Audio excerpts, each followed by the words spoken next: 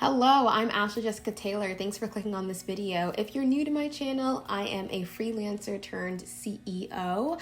Freelancing has been a huge part of my journey, especially on Upwork. I have done a bunch of Upwork videos helping you all as freelancers and also specifically freelancers on Upwork grow your freelancing clientele. And this video is nothing new. So this video is actually going to be just a whole culmination of my Upwork series on this channel. I have done pre-recorded videos, I've done lives with you all, I have critiqued your profiles, your cover letters, all the things. I've done it all to help you really achieve the success that you want to achieve. And so what I heard a lot is that it would be very helpful to get some templates because it can be a lot to take in, especially if you're new to the freelancing business. So that's what this video is. In this video, I will be going through some of the most crucial specifications and sections that you should have on your profile. And I'll also provide you with Upwork profile templates that you can use when applying to jobs on Upwork.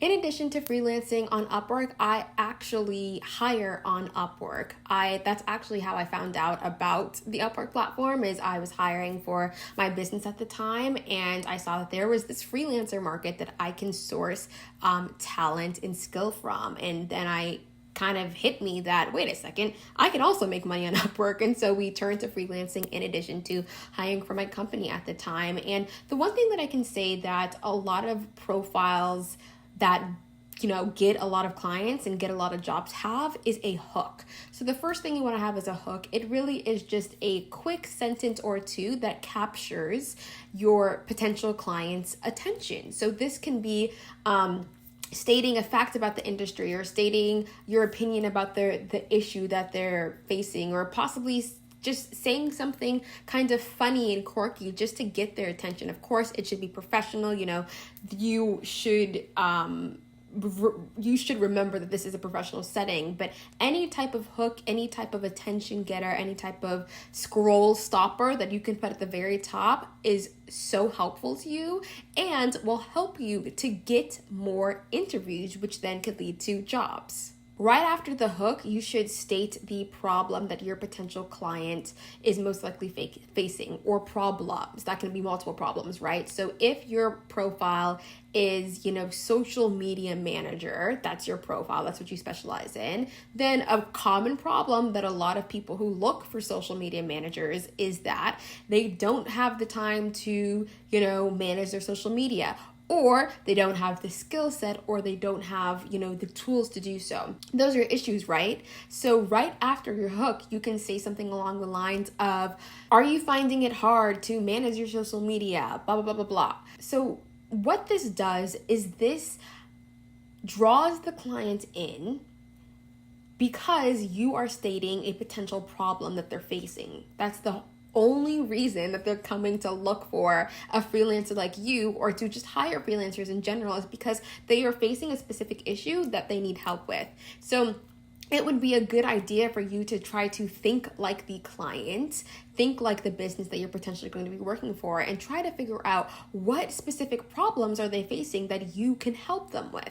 Right after your problem that you state to them, or their problem that you're stating back to them, then you want to go into what you specialize in and how you can help them solve that problem. So as a reminder, you have your hook, the problem, then what you specialize in, or the solution. So this is really you telling them what your skills is, what you do, why you are really better than all of the other freelancers. You don't have to be that forward and say, this is why I'm better than all the other freelancers, but you can do it in a very strategic and tactical way and saying, this is what I specialize in, this is my credibility, I'm able to do X, Y, and Z using ABC tools. Really expand on that. Your profile is where they are getting to know more about you, right? Your profile is typically longer than your cover letter, and your profile is where the meat is. The cover letter, which I talked about in a different video and gave you all templates for that, is really to get them to want to know more about you. But your profile is where you sell it, where you sell all that you have. After you talk about what you specialize in and the solution that you are offering the potential client, then you should really start to think about adding some type of social proof or some type of credibility. And so this is where I see a lot of freelancers struggle who don't necessarily have, past work or don't have, have never worked with clients. Your credibility and your social proof can really come from you, right? If you don't have any type of kind of past clients in that specific job that you're looking for and in that specific industry, this is where it's on you to create those kind of the use cases, right? So, or the case studies that you can do. So you can, ideally, it'd be great to have social proof that you have worked with clients and you have reviews. If you don't have that, then you can talk about how you are able to do X, Y, and Z.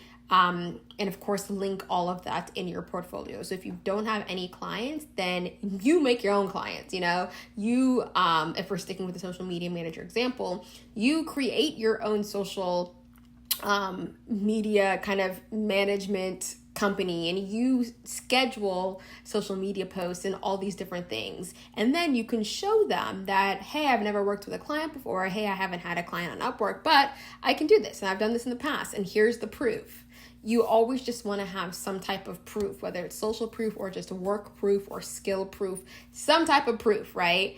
Because you've given them so far everything that they've needed to continue reading. And that is the goal. You want to keep them on your page for as long as possible. Because when clients spend time looking at a freelancer's page, they're investing in them, right? Because time is valuable and people don't necessarily have a lot of time, right? Especially if they're looking for a freelancer, you automatically know that they are trying to cut down on the amount of time that they're spending on that specific issue, and that's why they're coming to you. After you have some type of proof, whether that is social proof or work proof, skill proof, then you really want to go back to the problem and understand how the client's problem is creating bigger issues in their business.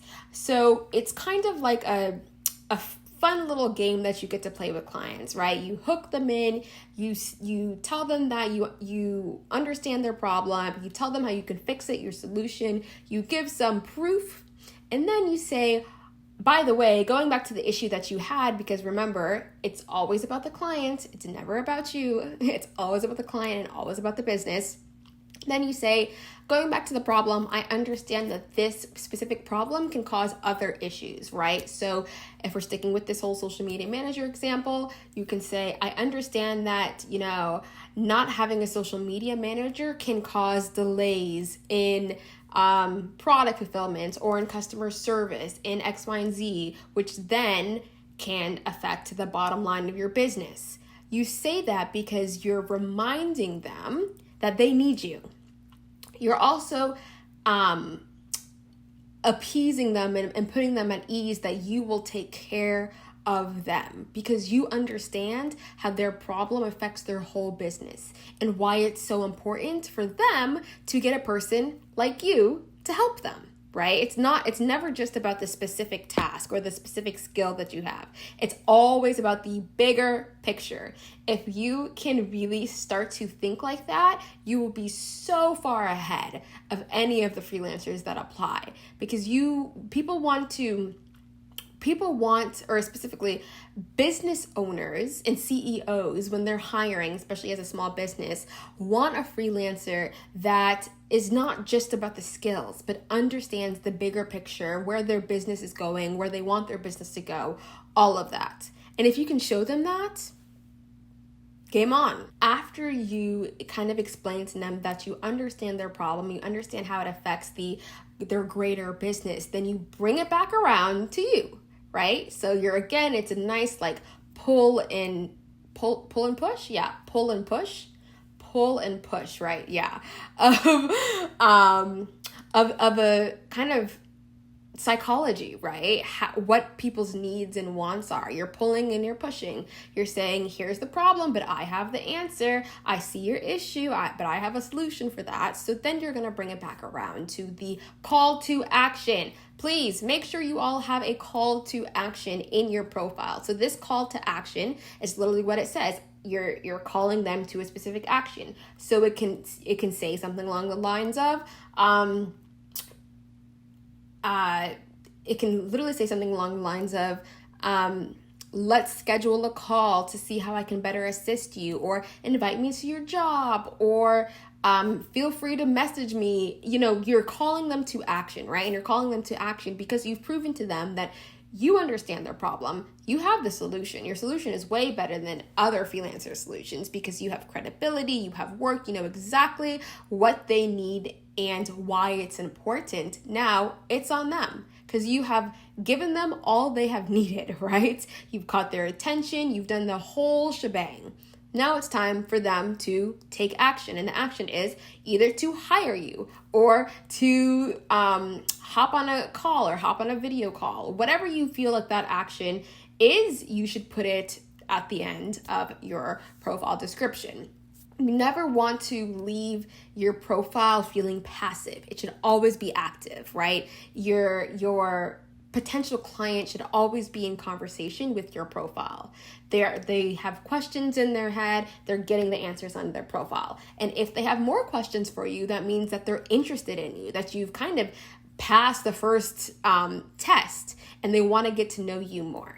Now, if you have reviews, that would be great to put in some reviews right at the call to action, after the call to action, whether it's in the little review section on Upwork or you just throw some reviews in from a different platform that you were on or previous clients that you had. Of course, it should be relevant to what your profile is, but it would be nice to end it with some more social proof, right? So you're really giving them all that you need. Now, with that being said, this sounds like a lot. And if you've watched any of my other Upwork videos, there's so much that really goes into creating and crafting a perfect profile. And I want to specify, perfect doesn't look the same for everyone. You just really need to have these basic elements. And then it's up to you to kind of spice up your profile and hone in on what you can bring and what the client may be specifically looking for. A lot of work. I would highly suggest you check out my whole Upwork playlist where I go in depth on honestly everything that you really need to know in order to get clients. There's so much that goes into this, and that's why I want to just specify right now, your profile should not be essays and essays long. That is, we're not in school anymore, just don't do it. No one really has time to read, and to be quite frank, a lot of people skim profiles. I skim profiles all the time, because I have certain things that I'm looking for and I know exactly what I'm looking for, and either you have it or you don't. Either you capture my attention or you don't. So make your profile as long as it needs to be, but not overwhelming. I always say shorter is on the better side of things, but giving them what they need. It's a fine line that you have to kind of walk, but the more and more you do it, the more you submit, the more you get interviews, and the more you really start to understand how business works in general,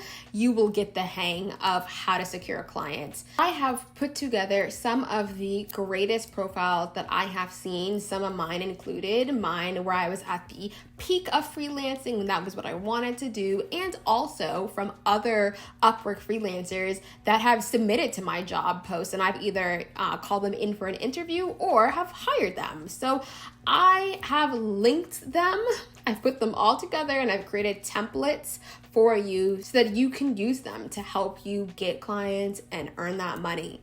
So they are linked down below. Go ahead and check out the link. And if you have any questions, feel free to comment them down below. Watch my other Upwork videos. They are very helpful. I am so appreciative of this community that we've built and everyone that has taken the time to really want to improve their kind of freelancing clientele and to gain more clients.